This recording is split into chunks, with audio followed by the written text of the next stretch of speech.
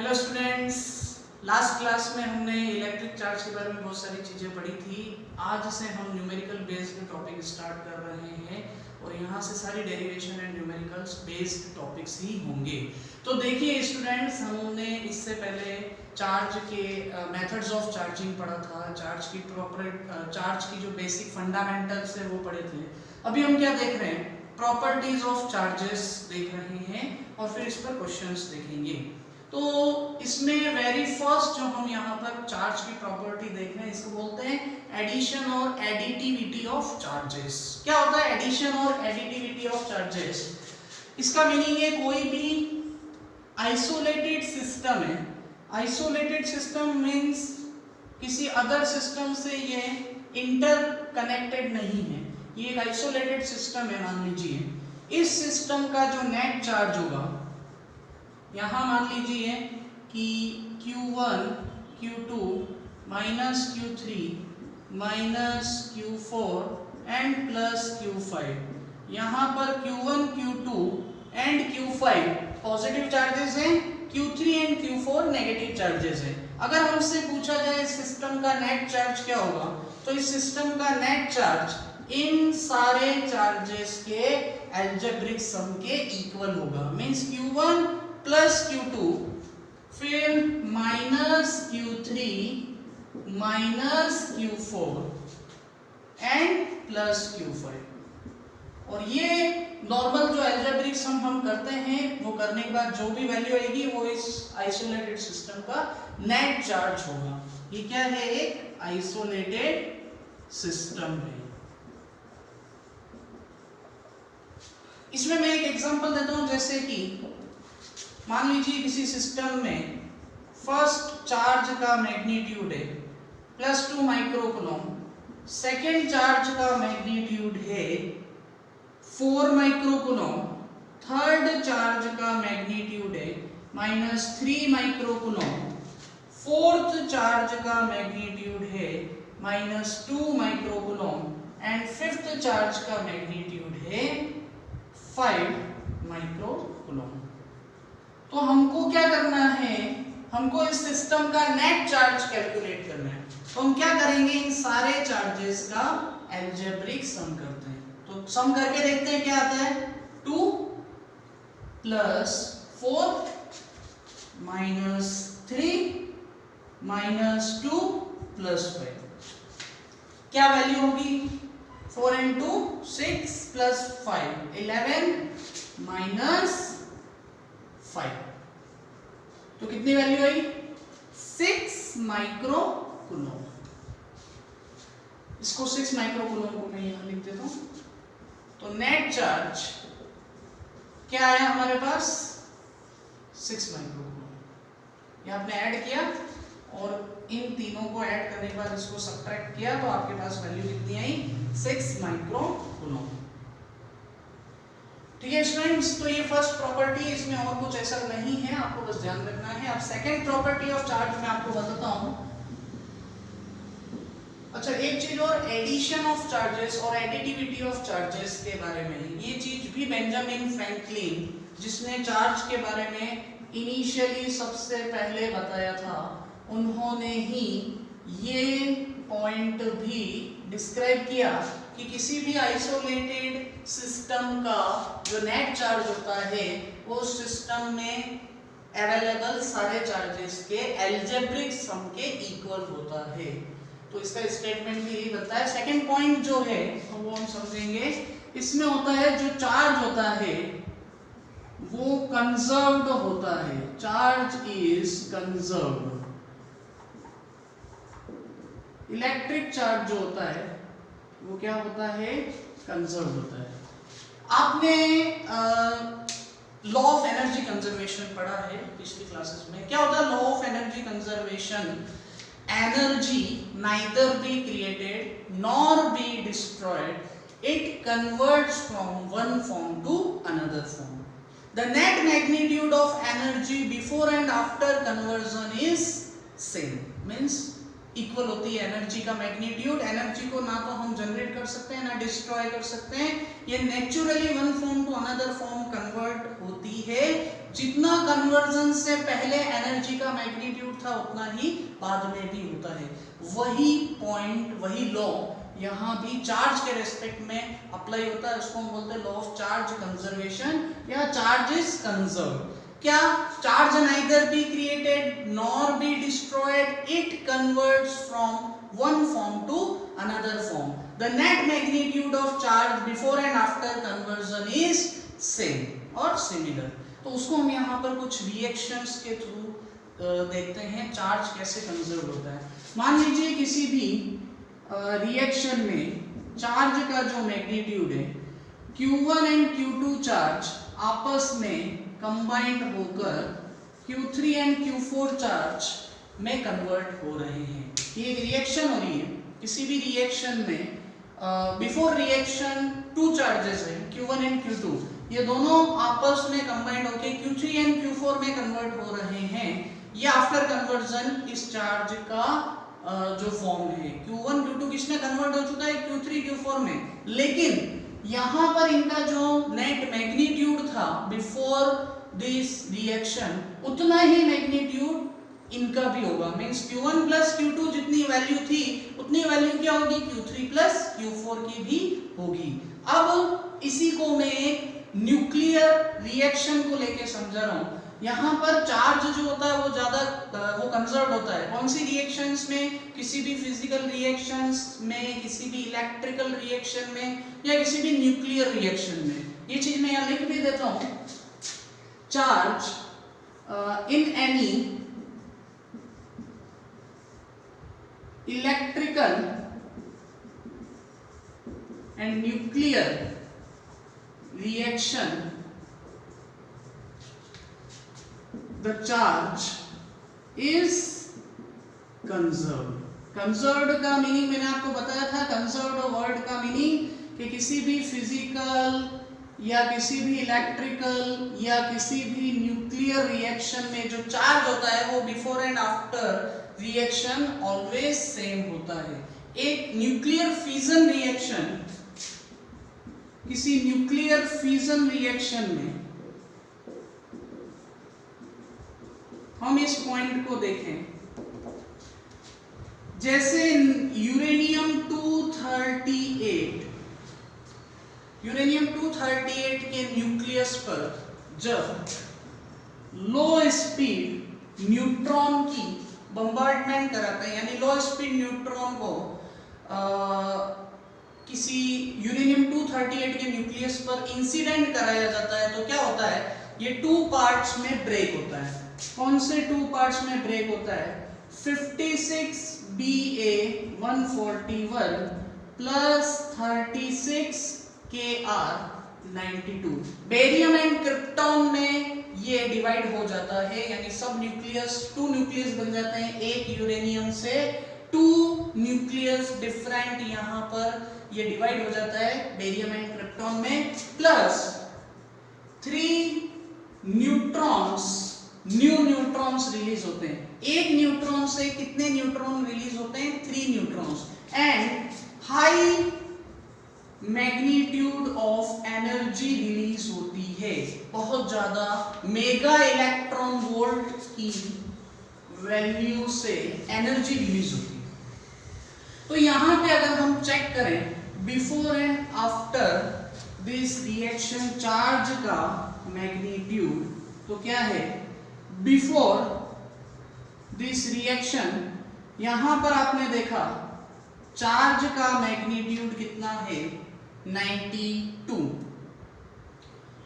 एक इसमें मैं चेंज कर रहा हूं, यहाँ पे यूरेनियम 235 एंड 238 दोनों टाइप के हम यूरेनियम के न्यूक्लियस इस रिएक्शन में यूज कर सकते हैं। हमने यूरेनियम 235 यूज किया मान लीजिए, तो यहाँ पर मैं बिफोर रिएक्शन अगर इसके एटॉमिक नंबर यानी इसमें नंबर ऑफ प्रोटॉन्स यानी चार्ज की बात करता हूं, तो कितना चार्ज है? 92। ये जो 92 है इसको हम बोलते हैं जेड। जेड का मीनिंग क्या होता है?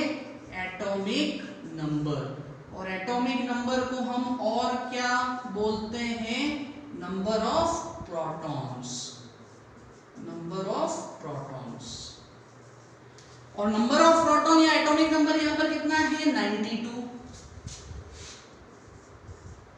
After reaction this is the condition of before reaction and after this reaction the new value of charge is यहां पर आप देखें इन दोनों का इन तीनों का यहाँ पे 3 एलिमेंट्स है तो बेरियम क्रिप्टॉन एंड न्यूट्रॉन तीनों के एटॉमिक नंबर को हम अगर ऐड करें तो यहाँ पर क्या है एटॉमिक नंबर 56 यहाँ कितना है 36 और यहाँ 3 न्यूट्रॉन से मैं 3 लिख रहा हूं मल्टीप्लाई बाय एटॉमिक नंबर कितना है 0 तो वैल्यू क्या आएगी आपके पास ये वैल्यू कितनी आएगी आप इसको ऐड करोगे कितना आएगा 92 ये वैल्यू 0 हो जाएगी आप इसको ऐड करो तो ये वैल्यू कितनी आएगी 92।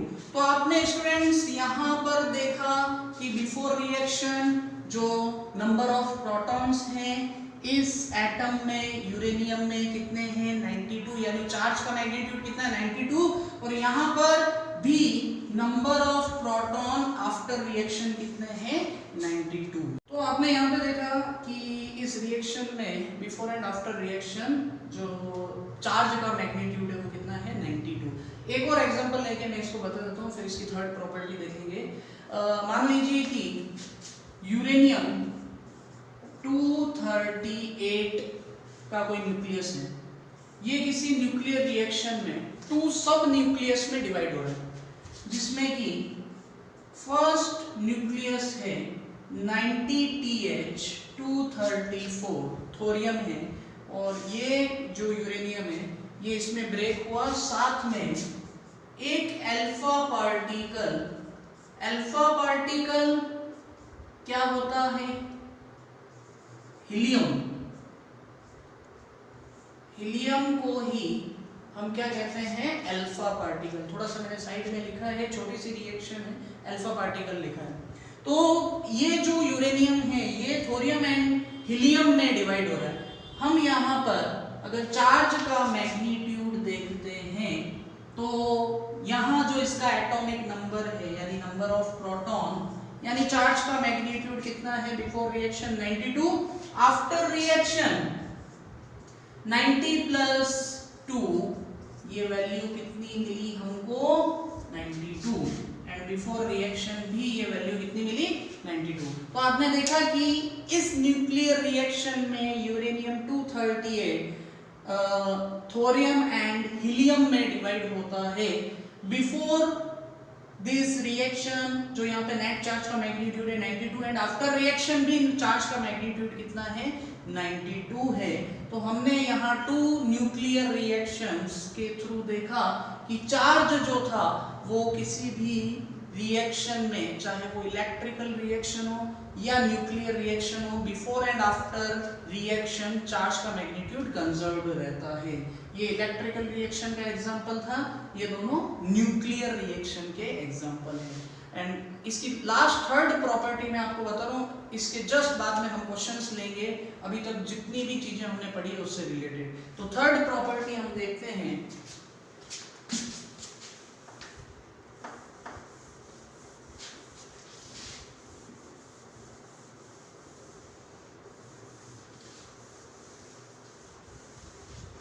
इसको मैं रब कर रहा हूं आपने स्क्रीनशॉट ले लिया होगा इसका।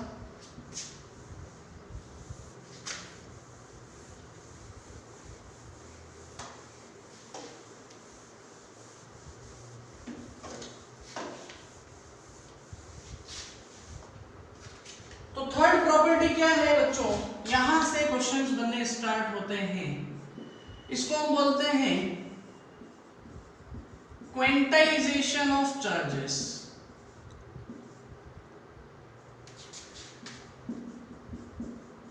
चार्ज का क्वांटाइजेशन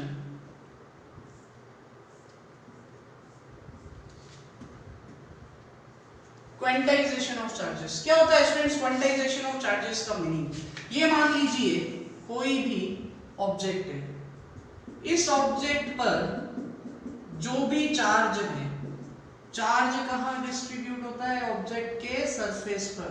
मान लीजिए क्यू चार्ज है तो किसी भी बॉडी पर जो चार्ज का मैग्नीट्यूड होता है यानी कि Q ये इलेक्ट्रॉन के चार्ज के परफेक्ट मल्टीपल के इक्वल होता है। इसको हम ऐसे भी बोल सकते हैं, the charge on a body is equal to perfect integer of charge of electron. Electron के चार्ज के परफेक्ट इंटीजर के इक्वल होता है। परफेक्ट नंबर बोल सकते हैं, परफेक्ट मल्टीपल बोल सकते हैं चार्ज ऑफ इलेक्ट्रॉन का n। n क्या है यहां पर? एक परफेक्ट इंटीजर, इसको आप परफेक्ट मल्टीपल और परफेक्ट नंबर भी कह सकते हैं। E is charge of electron. Charge of electron क्या पढ़ा आपने? -1.6 इंटू 10 पावर -19 कूलम। तो यहां पर जो n जो परफेक्ट इंटीजर है इसकी वैल्यू परफेक्ट नंबर होनी चाहिए। ये पॉइंट में नहीं होता है। किसी भी बॉडी पे जो चार्ज होता है वो एक परफेक्ट नंबर होता है, ना तो फ्रैक्शन में होता है ना पॉइंट में होता है। इसकी वैल्यू पॉजिटिव नेगेटिव कुछ भी हो सकती है। तो ये वैल्यू आपकी प्लस माइनस ये परफेक्ट वैल्यू होनी चाहिए, पॉइंट या फ्रैक्शन में नहीं होना चाहिए। 1 2 3 4 5 6 कुछ भी हो सकता है, इसका मीनिंग ये। यहां से अगर हम n की वैल्यू कैलकुलेट करते हैं तो n इज इक्वल टू क्या होता है? q upon e। अगर आपको ये परफेक्ट मल्टीपल काउंट करना है तो आप क्या करेंगे? यहां से इलेक्ट्रॉन के चार्ज का डिवाइड करेंगे गिवन वैल्यू ऑफ चार्ज में। तो यहां पर इससे रिलेटेड कुछ क्वेश्चंस है जो हम डिस्कस करेंगे। एक क्वेश्चन जो मैंने आपको पहले जो वेरी फर्स्ट लेक्चर था उसमें मैंने आपको डायरेक्ट बताया था, सेकंड लेक्चर में सॉरी, कि क्वेश्चन मैंने आपको बताया था कि किसी 1 कूलम चार्ज जो है वो कितने नंबर ऑफ इलेक्ट्रॉन्स के चार्ज के इक्वल होता है। क्वेश्चन था 1 coulomb charge is equal to how many electrons, या charge of how many electrons. वहां मैंने सीधी वैल्यू आपको बताई थी और ये बोला भी था कि इसका यहाँ से सॉल्यूशन आगे जो फॉर्मूला हम पढ़ेंगे ये फॉर्मूला है, उससे हम उसका सॉल्यूशन करेंगे। तो यहाँ पे number of electron in 1 coulomb charge क्या होगा? Q upon E। आपने 1 कूलम चार्ज का मैग्नीट्यूड रखा, चार्ज ऑन इलेक्ट्रॉन कितना होता है? 1.6 इंटू 10 पावर -19 कूलम। इसको हम जब सॉल्व करते हैं तो ये वैल्यू क्या आएगी आपके पास? ये वैल्यू आएगी, यहां से पॉइंट रिमूव करोगे 10 आएगा, इसको ऊपर लो 10 पावर क्या होगा?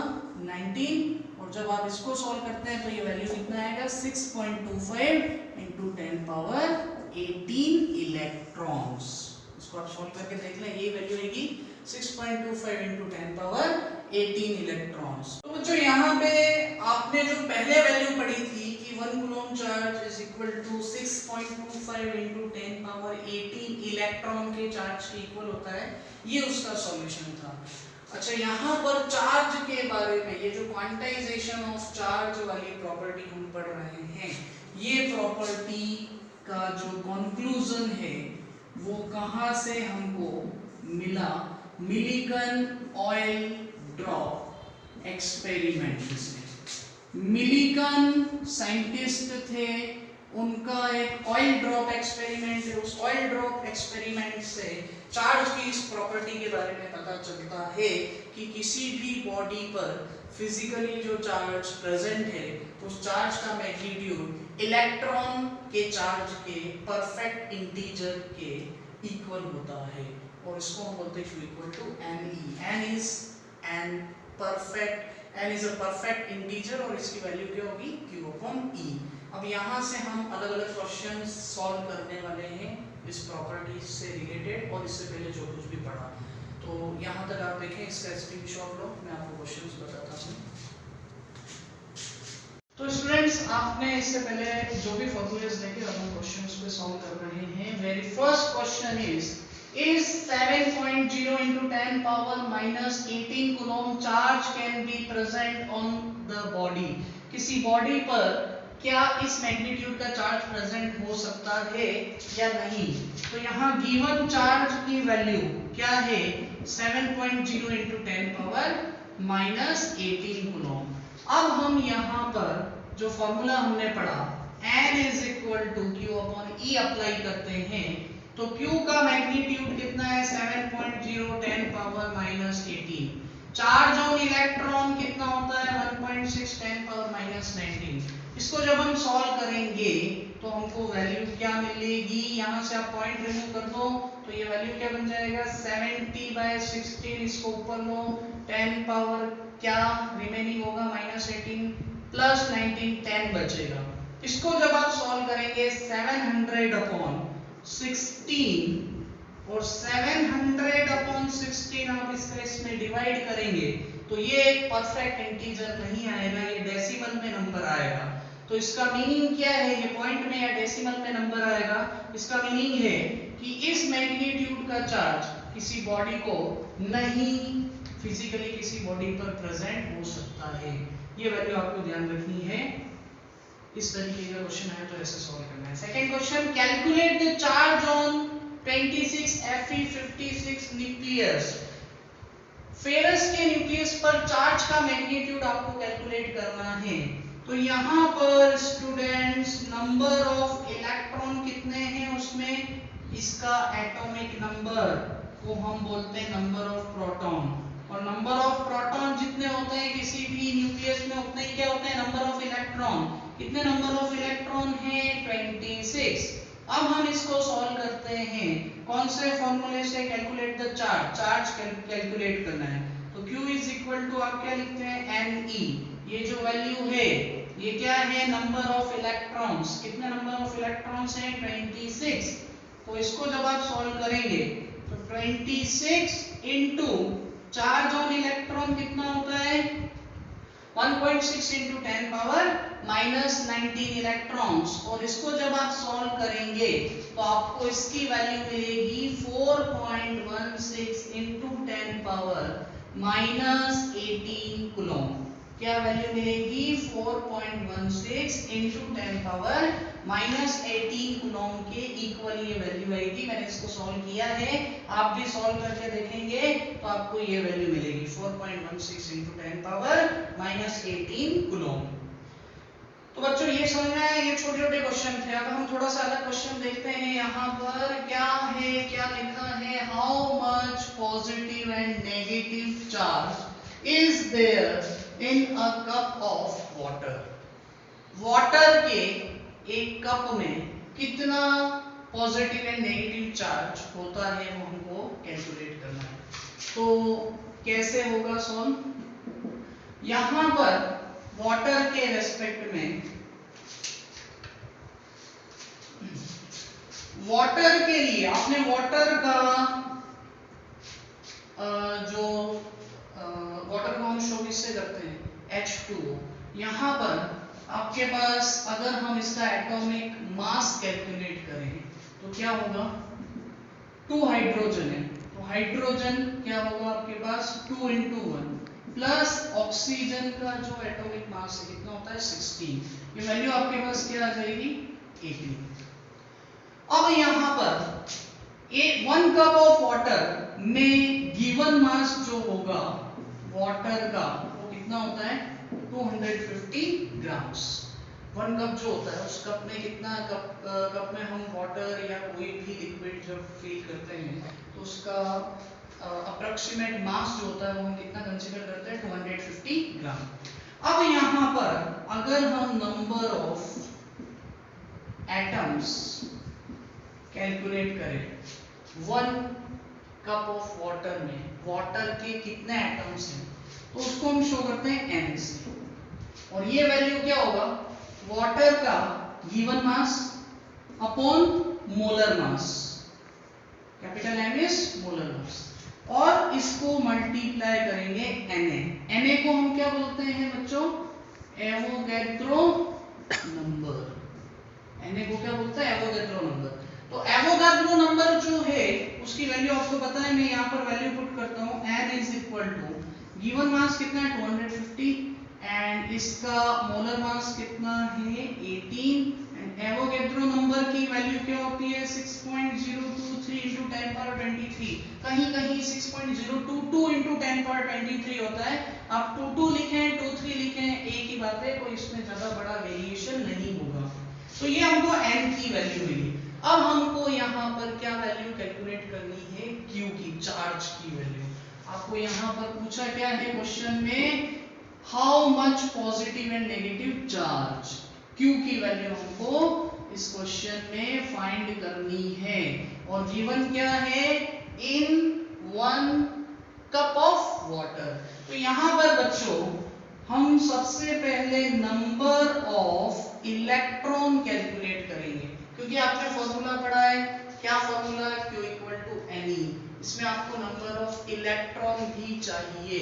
तो क्या होगा, नंबर ऑफ इलेक्ट्रॉन कैसे आएंगे, यहां पर H2O के लिए अगर हम चार्ज कैलकुलेट करें तो यहां पर 2 हाइड्रोजन के एटम्स हैं एंड 1 ऑक्सीजन का एटम है। तो यहाँ पर चार्ज का जो मैग्नीट्यूड आ रहा है कितना आ रहा है, 10। यानी यहाँ पे नंबर ऑफ इलेक्ट्रॉन कितने हैं, 10 इलेक्ट्रॉन्स हैं, एज वेल एज 10 प्रोटॉन्स भी हैं। क्योंकि आपने पढ़ा है कि चार्ज जो है मटेरियल में जितना पॉजिटिव होता है उतना ही नेगेटिव होता है, प्रोटॉन इलेक्ट्रॉन इक्वल होते हैं। तो यहाँ पर बच्चों क्या देखा आपने, 2 हाइड्रोजन के एटम्स हैं एंड 1 किसका है, ऑक्सीजन का एटम, दोनों को कंबाइन किया कितने हैं, 10 electron as well as 10 protons.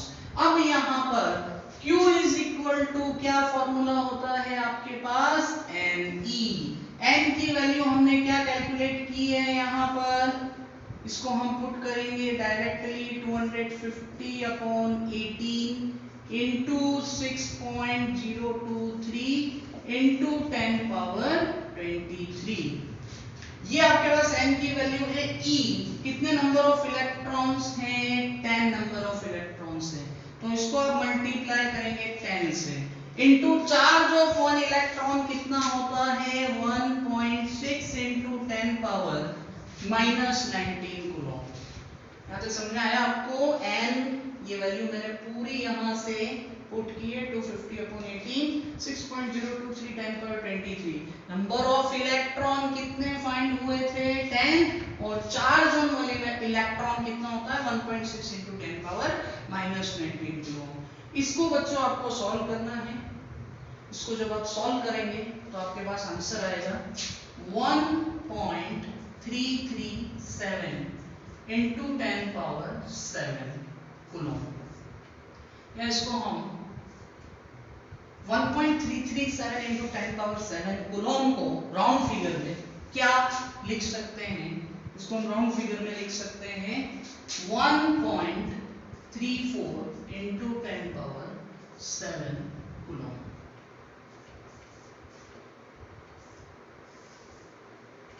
तो ये इस क्वेश्चन का आंसर है। समझ में आया आपको क्वेश्चन?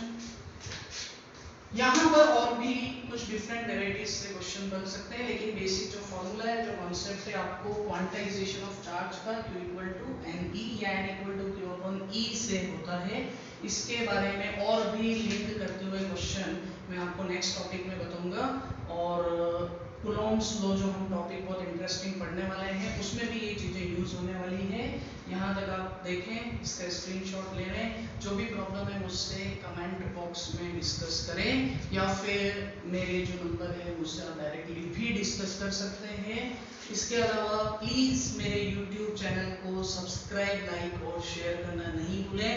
इससे आगे की चीज़ें, इससे आगे के क्वेश्चंस एंड डेरिवेशन जो हैं, बहुत ही इंटरेस्टिंग टॉपिक है, उसको मैं नेक्स्ट लेक्चर में आपके सामने लेके आऊँगा। तब तक के लिए have a nice day and good bye.